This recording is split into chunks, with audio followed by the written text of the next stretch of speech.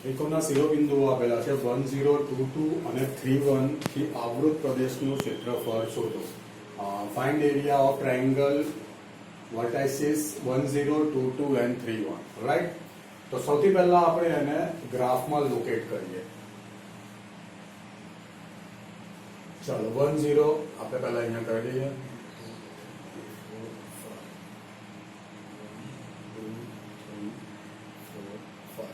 ચાલો 10 એટલે આટલે પોઈન્ટ આવશે, બરાબર. 22 એટલે એ આટલે આવશે, બરાબર.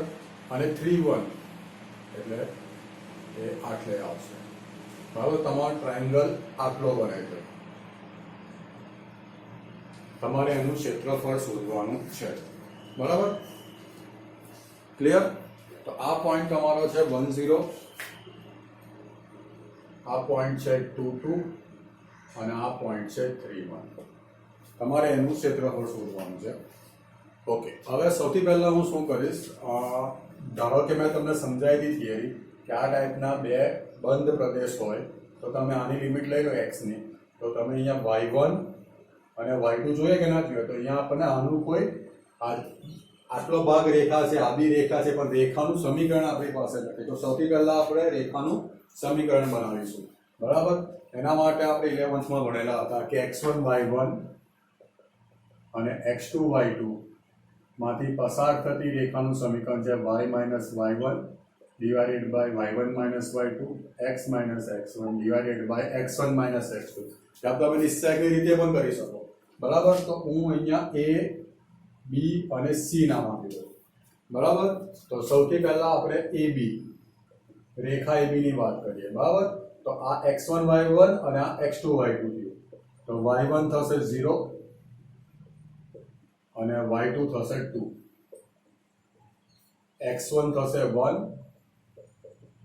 અને x2 થશે 2. That means y by -2 x -1 by -1. ચલો માઇનસ માઇનસ આપણે કાઢી નાખીએ તો y is equal to 2x -2. That means ચલો આ એક રેખા થઈ ગઈ, y ના ટાઇટલમાં જ છે, તો રેખા AB મળી ગઈ આપણને. y is equal to 2x -2. તો આપણે અહીંયા લખી દઈએ, આ છે y is equal to 2x -2. હવે રેખા AC શોધી નાખીએ, બરાબર. ડાયરેક્ટ લખીએ y માઇનસ AC એટલે આ x1 y1 થયો અને આ x2 y2 થયો, તો y1 થશે 0, y1 minus y2 એટલે 0 minus 1, x1 થશે 1, x1 minus x2 એટલે 1 minus 3. તો y by -1 x minus 1 by -2. ચલો માઇનસ માઇનસ કટ, તો શું મળશે? 2y is equal to x minus 1. એટલે y is equal to આપણે x minus 1 by 2 જ રાખો, બરાબર. તો આ તમને બીજી રેખા મળી ગઈ, y is equal to x minus 1 by 2, બરાબર. ક્લિયર? ચાલો હવે આપણે ત્રીજી રેખા શોધીએ BC. તો y minus BC માટે આપણે સમજો આ x1 y1 છે, ચલો આ x1 y1 લઈ લો ને આ x2 y2 લઈ લો. તો y minus y1 એટલે 2, 2 minus 1, x minus x1 એટલે 2, 2 minus 3. ઓકે, તો y minus 2 by 1 x minus 2 by minus 1. ચલો 1 1 તો ગયા, ખાલી માઇનસ અને આપણે અહીંયા શિફ્ટ કરી દઈએ તો y minus 2 is equal to 2 minus x. That means y is equal to -2 આ સાઈડ એટલે +2 એટલે એ થશે 4 minus x. તો આ રેખા તમારી આવે છે y is equal to 4 minus x, બરાબર. થઈ ગયું? એટલે આપણે રેખાના સમીકરણ મૂકીને જવાબ મળે છે -1 ઉપર જશે તો 2 minus x. ઓલરાઈટ. ચાલો હવે હું થોડો પાર્ટ કાઢી નાખું છું આ બધો, તો તમને સમજ પડે.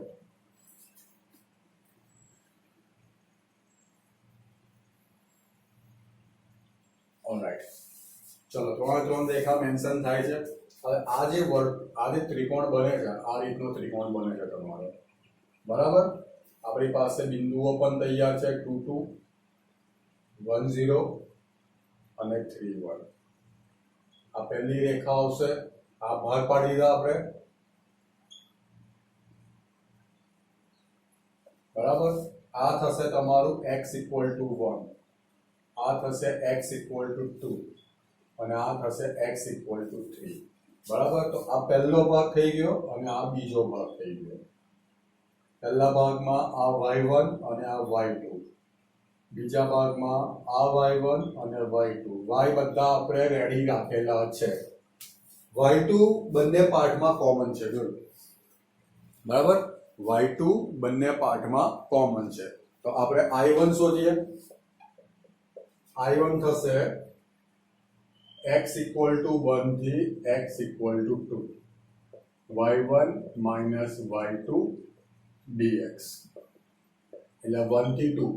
y1 થશે તમારો 2x માઇનસ 2 અને y2 થશે આ y2 એટલે કે x માઇનસ 1 બાય 2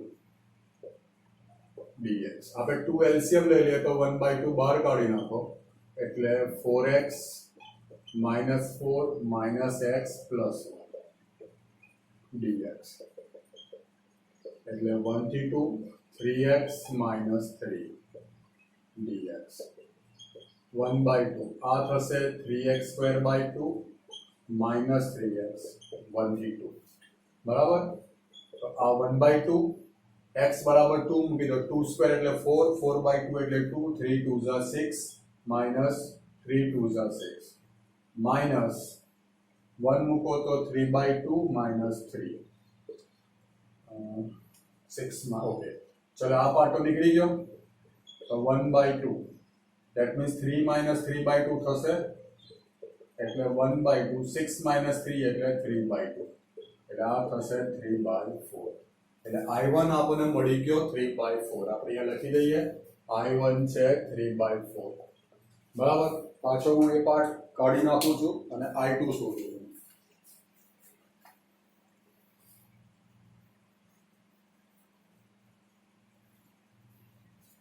ચલો i2 એ થશે તમારે x ઇક્વલ ટુ 2 થી x ઇક્વલ ટુ 3, આ part. Okay, y1 minus y2 dx. ચલો 2 થી 3, એમાં y1 છે તમારો 4 માઇનસ x અને y2 x minus 1 by 2 dx. ચલો 1/2 આપણે એલસીએમ લઈ લઈએ તો 8 minus 2x minus x plus 1 થશે dx. 2 2 3 તો આ થશે 9 માઇનસ 3x dx. 1/2, ચલો 9 નું ઇન્ટિગ્રેશન 9x નાનું થશે 3x સ્ક્વેર બાય 2. 2 2 3 પહેલા આપણે 3 મૂકી દઈએ તો 9 3 ઝા 27. અહીંયા 3 મૂકી દઈએ તો 3 સ્ક્વેર 9 3 ઝા 27 બાય 2. હવે 2 મૂકીએ તો અહીંયા 18 થશે ને અહીંયા થશે 6. બરાબર, ઓવરઓલ આપણે 2 એલસીએમ લઈ લઈએ તો 27 into 2 27 into 54 minus 20 is 27. 18 minus 6 એટલે એ થશે 9, 18 minus 6 એટલે થશે 12 અને 12 2 ઝા 24. 27 minus 24 એટલે -3 -3/4. બરાબર, એટલે i2 થાય છે તમારો -3/4. કેલ્ક્યુલેશનમાં ભૂલ હોય તો તમે જોઈ લેજો. બરાબર, એટલે કે આ બધું બરાબર છે, કેલ્ક્યુલેશનમાં કઈ આપણી એરર નીકળે તો. હવે આપણને ટોટલ એરિયા જોઈએ છે તો એ થશે mode of i1 plus mode of i2. બરાબર, ટોટલ એરિયા શું થશે? Mode of i1 plus mode of i2. બરાબર, આગળ જઈએ. આ જ રીતનો બીજો એક્ઝામ્પલ લઈ લઈએ એટલે 3/4 પ્લસ 3/4 થશે એટલે 6/4 થશે. That means 2/3.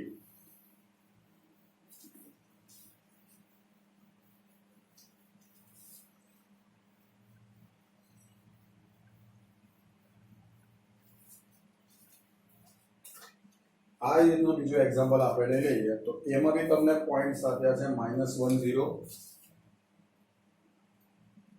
1 3 3 2. આ તમને 3 પોઈન્ટ્સ આપ્યા છે, બરાબર. તો પહેલા તો આપણે એને લોકેટ કરીશું, પછી રેખાનું સમીકરણ મૂકીને ત્રિકોણની જે 3 રેખાઓ બને છે એનું આપણે સમીકરણ શોધીશું, બરાબર.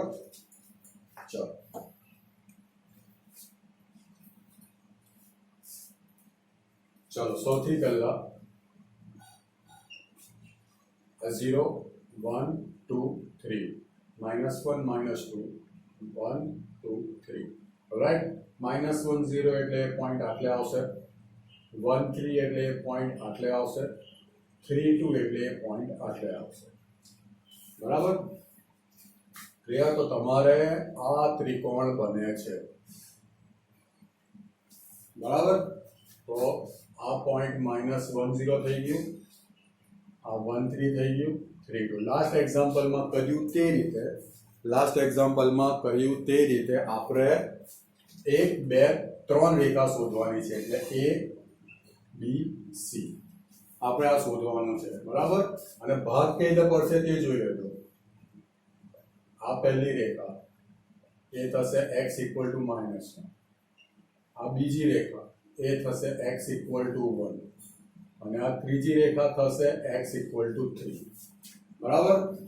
તો સૌથી પહેલા આપણે રેખા AB શોધીએ. y - y1, સમજો આ x1 y1 છે અને આ x2 y2 છે, બરાબર. તો y - y1 છે 0 0 -3, x - x1 x1 છે -1 તો -+ 1 -1 રાઈટ. તો y by -3 x + 1 by -2, -3 - cancel થશે, તો y = થશે 3x + 3 by 2, બરાબર. તો આ તમારો આવી ગયો y1, બરાબર. અને આપણે y1 નામ આપી દઈએ, બરાબર. સોરી, y1 y2 આપણે પછી કરીશું, અત્યારે એને y જ રાખીએ. હવે આપણે બીજી રેખા શોધી લઈએ. બીજી રેખા છે BC, બરાબર. તો BC માટે સમજો કે આ x1 y1 છે અને આ x2 y2 છે, તો y - 3 by 3 - 2, x - 1 by 1 - 3, તો y - 3 3 - 2 એટલે 1, અને આ થશે -2. ઓકે. તો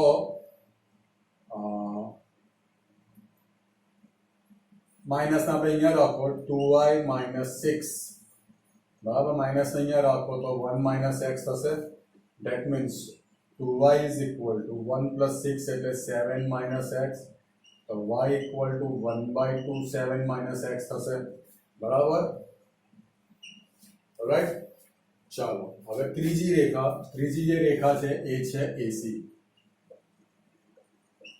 તો આને સમજો x1 y1 અને આને સમજો x2 y2. તો એ થશે તમારો y - y1 એટલે 0 0 - 2, x - x1 થશે -1 એટલે -+ 1 -1 -3, એટલે y by -2 x + 1 by -4, બરાબર.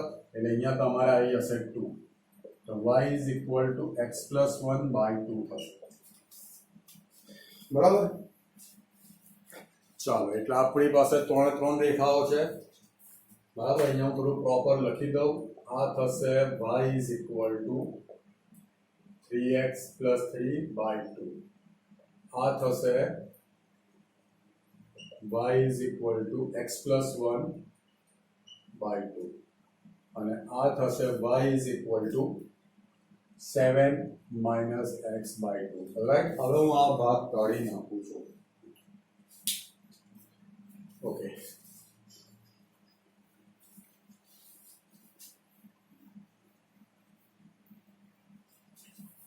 ચાલો, તો હવે આપણે I1 લઈ લઈએ. I1 એટલે આ ભાગ, એમાં આ y1 અને આ y2 થશે, બરાબર. તો લિમિટ તમારી સામે છે જ, x = -1 થી x = 1, બરાબર. y1 - y2 dx, that means -1 થી 1, y1 છે 3x + 3 by 2 y2 છે x પ્લસ 1 બાય 2 dx.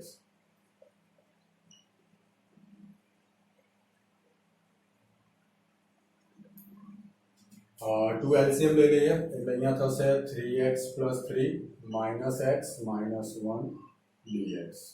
બરાબર. ચલો તો 1 બાય 2 માઇનસ 1 થી 1 3x માઇનસ x એટલે 2x પ્લસ 2. બરાબર. હવે આ 2 આમાંથી કેન્સલ થઈ જશે એટલે બચશે અંદર x પ્લસ 1. હવે 2 કોમન કાઢીએ તો એ 2 સાથે કેન્સલ થશે એટલે આ થશે x square by 2 plus x minus 1 થી 1. ચલો 1 by 2 plus 1 minus 1 by 2 minus 1. બરાબર. That means 1 by 2 plus 1 minus 1 by 2 minus minus plus 1. 1 by 2 cancel એટલે એ પાર્ટ થશે 2. એટલે યાદ રાખો I1 તમારો થાય છે 2. હવે I2 તો એની લિમિટ છે x ઇક્વલ ટુ 1 થી x ઇક્વલ ટુ 3.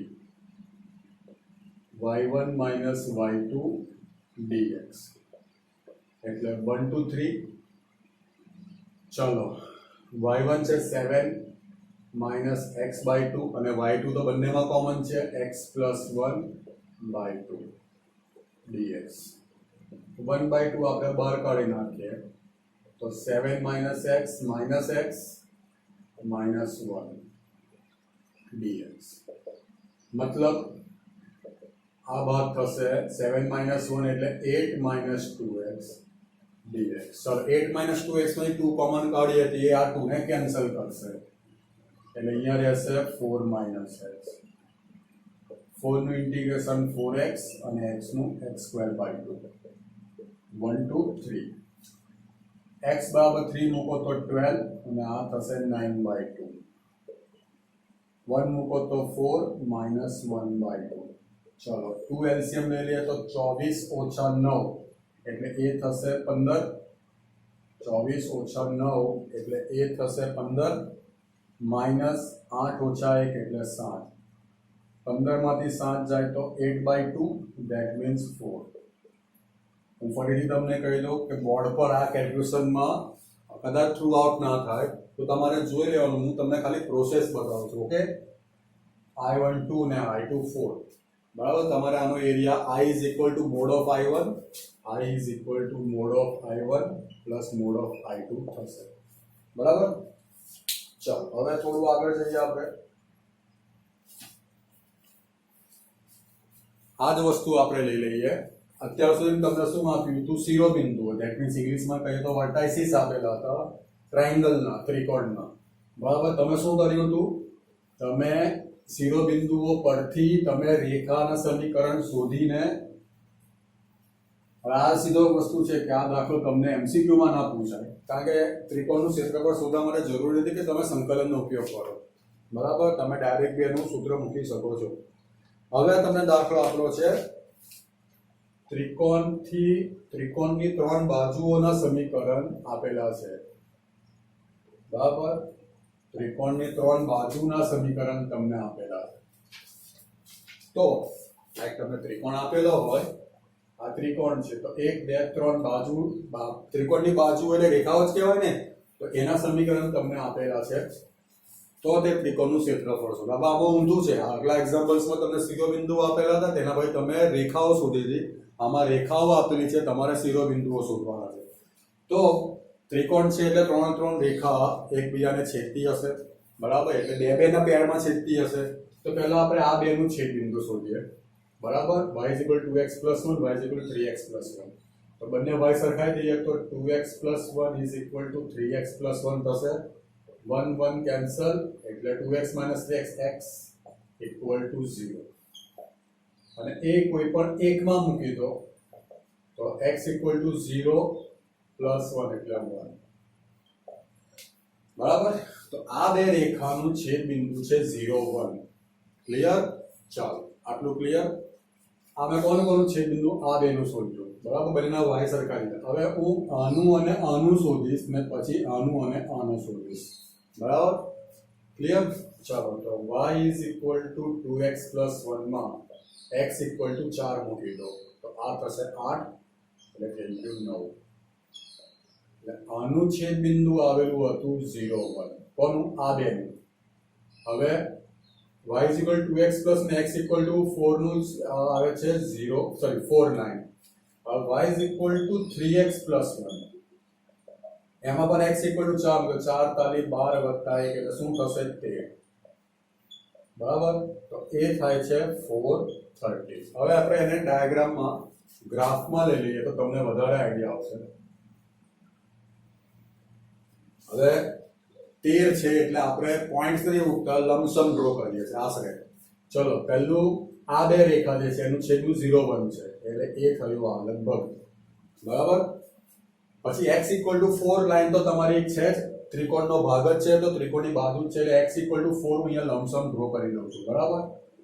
આ રેખા છે x ઇક્વલ ટુ 4. બરાબર? થઈ ગયું? આ ઉગમ બિંદુ છે, ઓરિજિન છે. હવે પહેલું પોઈન્ટ છે 4 9. 4 9 એટલે લગભગ આટલે આવશે. બરાબર? આપણે લખી દઈએ અહીંયા 4 9. આ છે 0 1. બરાબર? બીજું પોઈન્ટ છે 413 એટલે લગભગ આટલે આવશે. બરાબર? આ થઈ ગયું 413. તો આ પહેલી રેખા પાસ થઈ. બરાબર? એક 4 પહેલા તો 4 9 કોનું ઇન્ટરસેક્શન પોઈન્ટ છે એ કોનું છે 4 9 y is equal to 2x plus 1 જે આ થઈ અને x ઇક્વલ ટુ 4 નું. ઠીક છે ને? હવે બીજી રેખા તમારી આ થશે. બરાબર? તો એ કોનું છેદ બિંદુ છે y is equal two 3x plus 1 અને x ઇક્વલ ટુ 4 નું. અને આ બંને y is equal two 3x plus 1 ને 2x પ્લસ 1 નું છેદ બિંદુ કયું છે? આ 0 1. તમે ટ્રાયેંગલ દેખાય છે? બરાબર? આમાં એક વસ્તુ આપણા માટે ફાયદો એ છે કે આ રેખા શિરોલંબ છે, વર્ટિકલ છે. આપણે લાસ્ટ એક્ઝામ્પલમાં કેવું આ ટાઈપનું હતું એટલે આપણે એમ ભાગ પાડ્યા હતા. બરાબર? આમાં ઓલરેડી એ વર્ટિકલ છે એટલે ભાગ તમારે બે નહીં પડે, એક જ ભાગમાં પતી જશે. લિમિટ પણ તમારી પાસે ઈઝી છે. પહેલી લિમિટ છે x ઇક્વલ ટુ 0, બીજી લિમિટ છે x ઇક્વલ ટુ 4. y1 પણ ઈઝી છે. આ તમારો y1 થઈ ગયું જે 3x પ્લસ 1 છે. y2 છે તમારો 2x પ્લસ 1. બરાબર? તો I x equal to 0 to x equal to 4 y1 minus y2 dx.